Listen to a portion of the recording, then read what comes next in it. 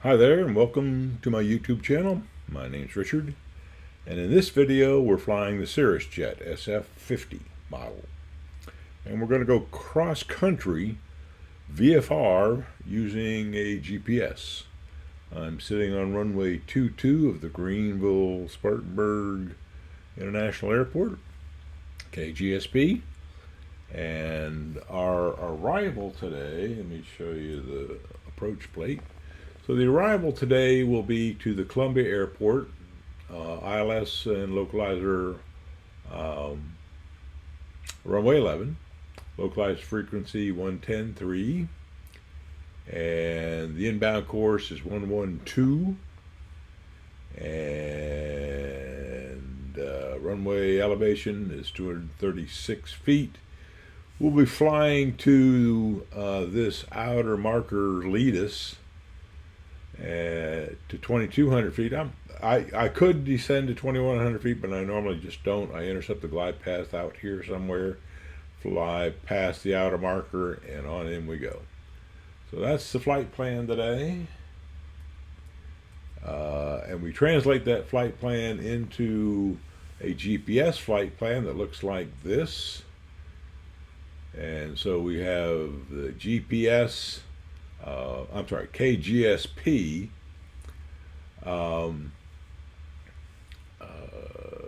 as the starting point. Leadus is the initial approach fix, Murray is the final approach fix, and CAE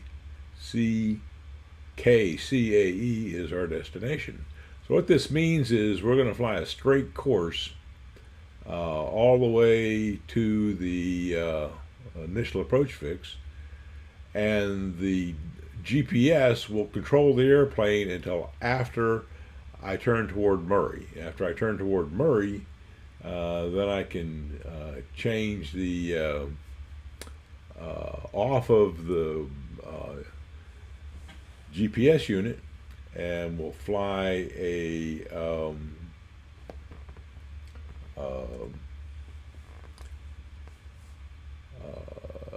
the CDI in. Here you can see I have, let me bring this up a little closer.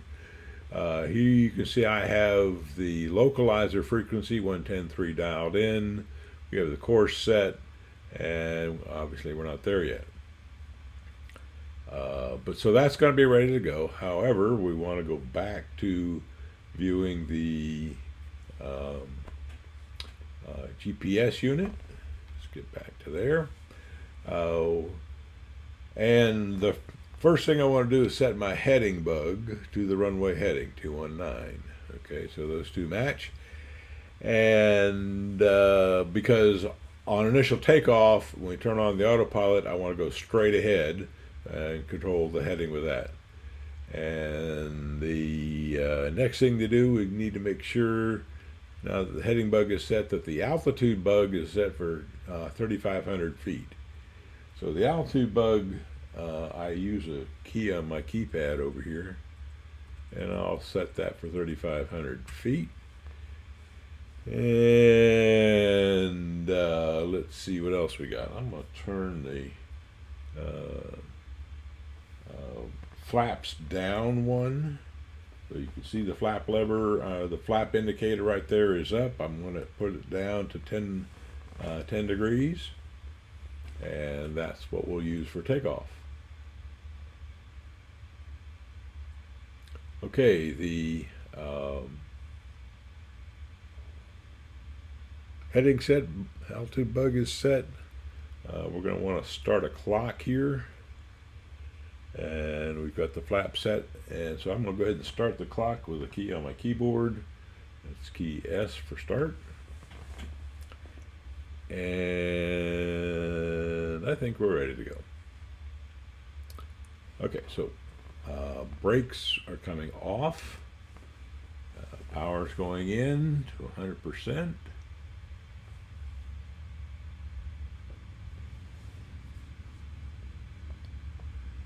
And we're rolling. Now I'm going to wait till airspeed is alive. I'm going to wait till somewhere between 85 and 90 knots to pull the nose up slightly. Okay, here we go. And then I'm going to pull the nose up to about 10 degrees nose high. Positive rates of climb, gears up, flaps are up, holding 10 degrees nose high. And I'll go ahead and activate the autopilot and use heading hold and air vertical speed hold. 1,800 feet a minute will work just fine. Most airports want you to climb runway heading to 1,000 feet AGL, and so that's what we're going to do here. Coming up on 2,000 feet MSL, which is 1,000 feet AGL, we'll turn on the GPS unit. Notice the heading bug here changed to GPS. It's starting a turn. We're still climbing at 1,800, 1,900 feet a minute. We'll pull the power back to 95%. That was my warning that we just passed from 2,500 feet going to 3,500 feet. Okay. Don't want to let the airspeed get too much. I can probably pull the power back a little bit more below 95. And we'll cruise somewhere around 200 knots on the way there. I'm going to go ahead and pull it all the way to 90. So the GPS has now entered an intercept to the GPS course here. GPS course is coming across, and that'll get us there. We're at 3,500 feet, and time to pull the power back probably around 70%. That'll get us slowed back down to 200.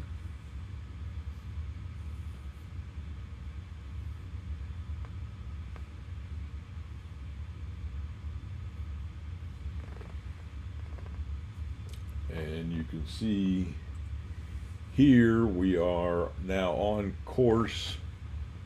I can actually wind this out a little bit, and we'll just follow that magenta line there. Airspeed's still coming down. I'll leave the power alone. We'll make sure it doesn't go below 200. About 200 what I want to fly. Next, I want to put the heading bug. So here I'm moving the heading bug to 054, which is the course we got. Oh, one more, 054 right there. Now I'm flying with an overcast just so the sun doesn't glare down on the the Garmin 1000 screens, because then it gets hard to read. So I've got a cloudy skies at 20,000 feet. We're going to stay here at 35. All right, we're at 200. I'm going to touch the power in to make sure it doesn't go below 200. That'll work just fine, right about there. Okay, so we've got, we're on a course. Here it tells me we're 14 minutes and 50 seconds away, heading 054 with a ground speed of 211, indicated airspeed of 200, and we're heading to Ledas. L-E-D-A-S, Ledas. While we're on this course, I'm going to demonstrate a couple of things that you have to do. If you want to change what the autopilot is currently using, you have to take it not off of, don't turn the autopilot off, but turn the GPS off. So right now the GPS is being held by the GPS device in the airplane. If I hit a button over here on my keypad, it'll change this GPS to heading, HDG. Nothing happens because the heading bug and the course arrow are working. But what that allows me to do, again, is to come over here and see that the localizer is set up. I see that I haven't put on my DME yet, so I'm going to put bearing 1 on, which will be the distance to the runway while we're flying the localizer. Bearing 2 is the VOR near about 7 miles away from Columbia. That'll just give us a decent indication of where we are. So now we have the DME set, and the VOR course is correct, and I can turn this back off. Then I can flip the CDI back to the GPS mode and turn the heading bug off, turn the nav button back on, get GPS to fix the little course correction we missed. We drifted a little bit off course there. So those are the steps to take off. I'll repeat them just to make sure you understood what we did. Added power to 100%, lifted off at 90 knots, 10 degrees nose high.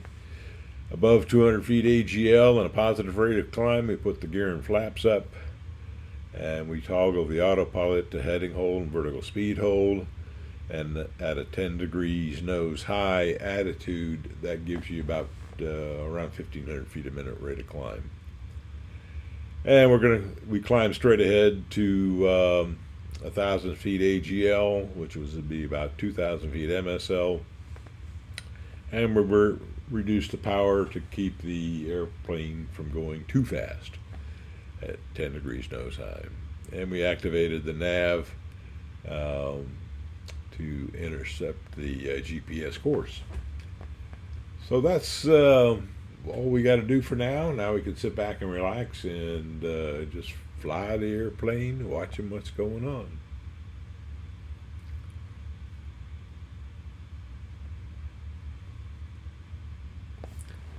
You wind this down, range out just a little bit more. You can see the entire. Okay, so here we are. There we are. There's LEDUS in magenta, LEDAS. Bring it up a little closer so you can read it. LEDAS is LEDUS, the initial approach fix. Murray's the final approach fix, and we're going into Columbia.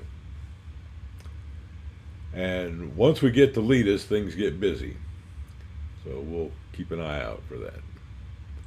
One of the things that you can note here, 10 minutes, 11 minutes, 10 minutes, 53 seconds away.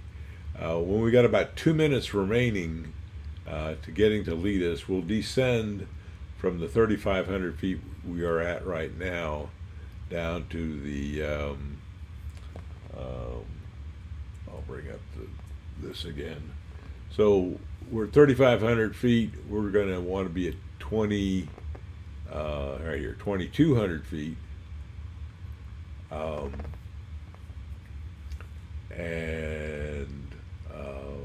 I guess you can use 22 if you were doing a procedure turn. If you're doing a no procedure turn straight in, you can go all the way down to 21. I didn't realize that before, but I think I may.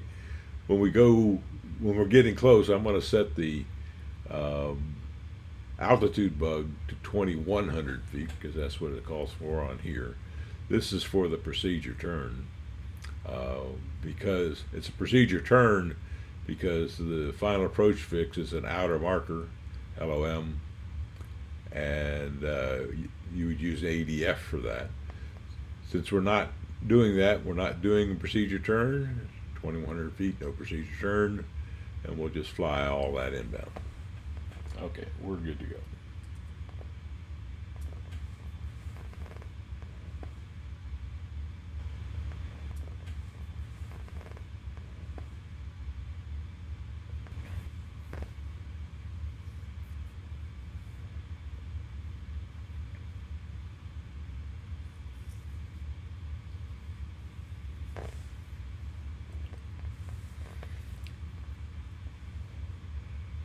So my method of using GPS and ILSs is let the GPS get you inbound to the final approach fix, turn the GPS off, turn the ILS on, and let the ILS fly the glide slope because GPSs cannot fly the glide slope. They can fly the course, but they can't fly the glide slope. So this is my technique for using a combination of GPS and ILS for a VFR flight. Things are a little bit differently when you fly IFR, and in a future video I'll explain how IFR is done slightly differently. You're in more positive control, and very often in a busy airport they want to sequence you in, and you might fly an approach only, or you might fly an arrival and an approach. Not all airports have arrivals. Columbia, I don't believe, has an arrival. And Greenville has a couple.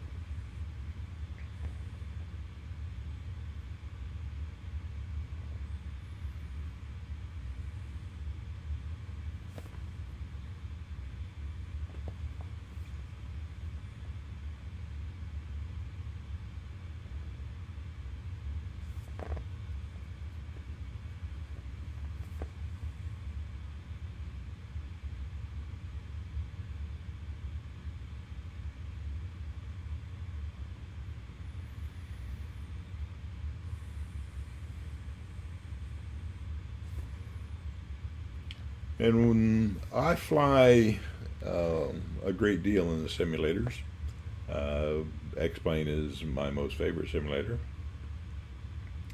and I try to simulate very often as much as I can. So you'll see me at the end of this flight land the aircraft, turn off,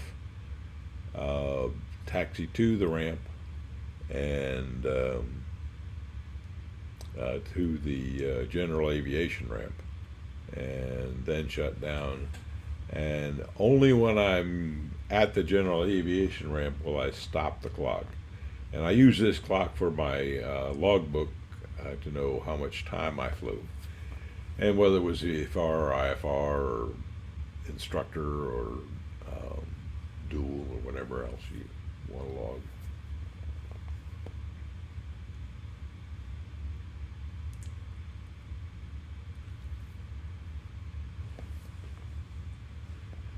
Let me switch to the HUD mode here, and you can see that's Lake Murray coming up.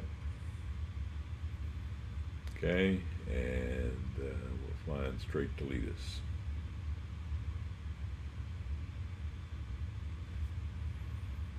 Okay, we'll go back to, let's see, we'll go back to this view for a minute so you can see everything and what we're doing.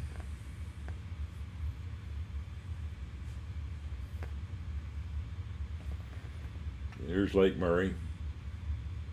Been there several times. Great lake. Got a nice camping area there. Obvious one of these, like one of these lakes over here. It's a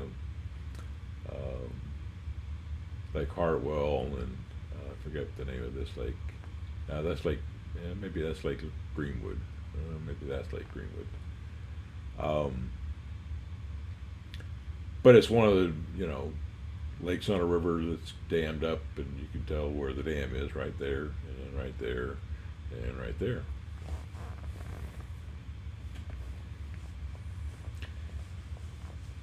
You will find that I enjoy flying in my local area.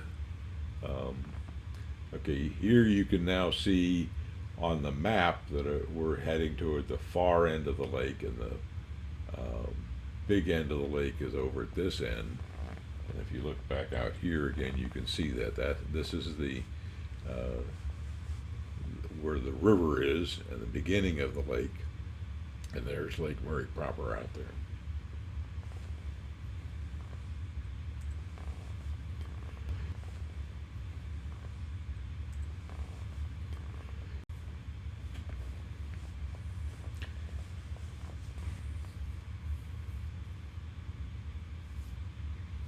Okay, airspeed is looking good.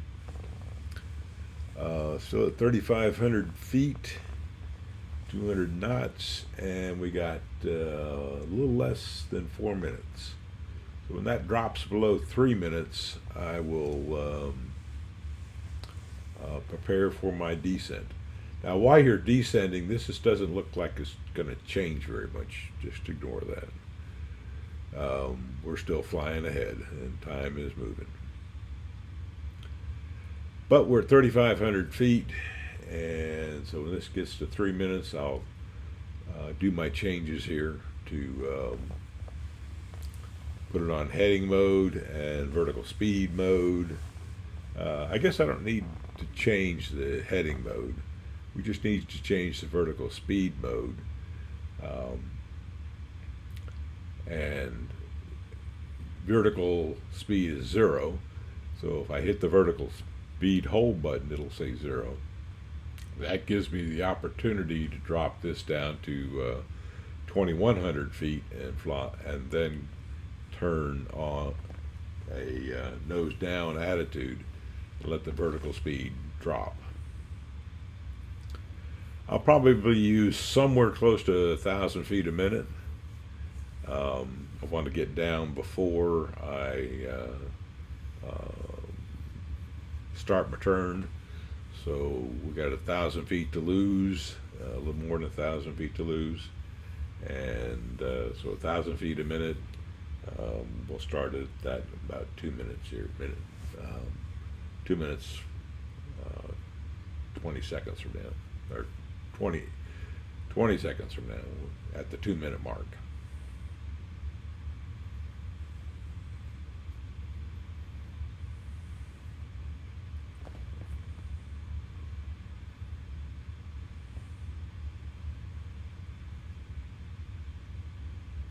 Okay, 2 minute mark, turning on vertical speed hold.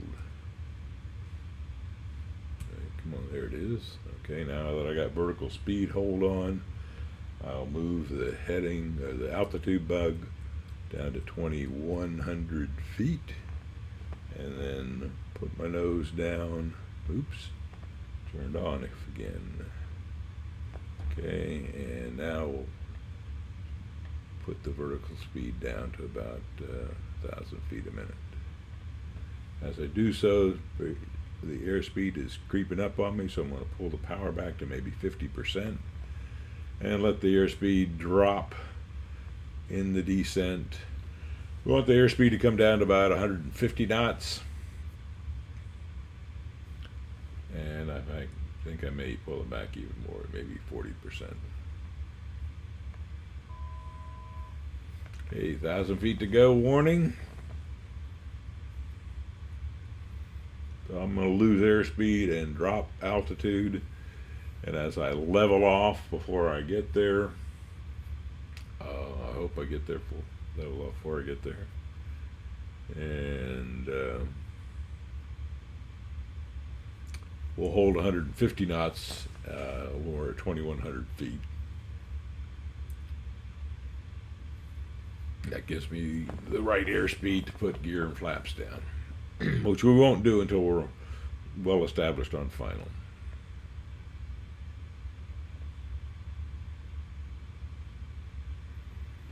Okay, didn't quite make it to 2,100, so we'll just make a part of this in the turn. So here comes the turn now, and there's the level off at 21.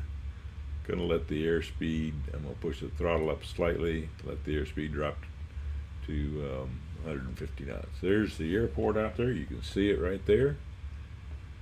And we'll probably have to have a bit of intercept. It turned a little quicker than it probably wanted to. And this is why you have a GPS, which is different. Okay, we're going to want the heading to be about right about there, 112, 113, 114, something like that. Okay, we're established inbound.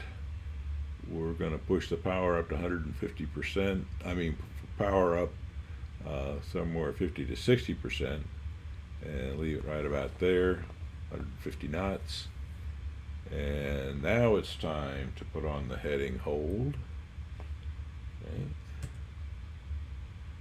And then we can switch the CDI to the localizer. We're right on the localizer. Time to put the nav back on. Okay. Okay, airspeed is perfect at just below 150.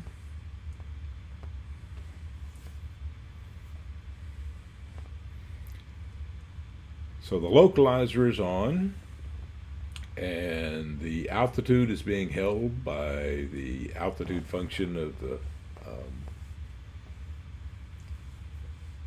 autopilot.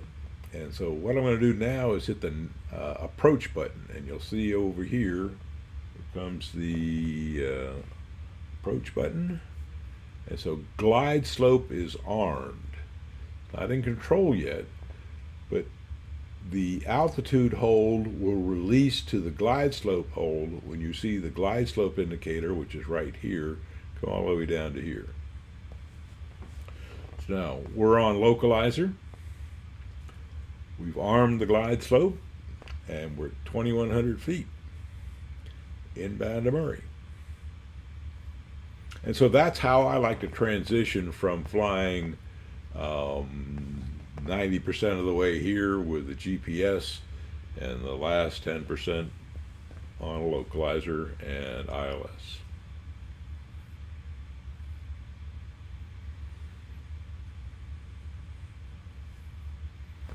Okay, so the final approach fix is Murray, and that is 8.2 miles away.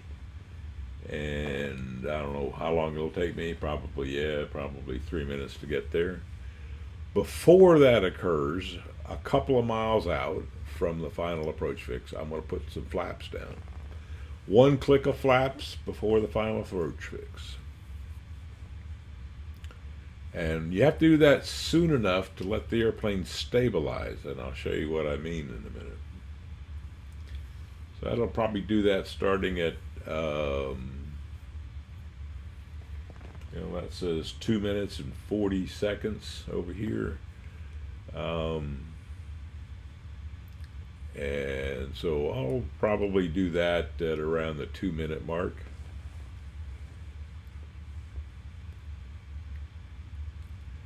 And you'll see why in a minute. Or 20 seconds anyway. So I'm waiting for this to count down to 2 minutes.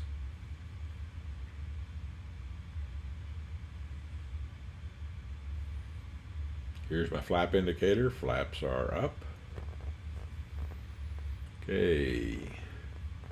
Here we are coming up on the 2 minute mark.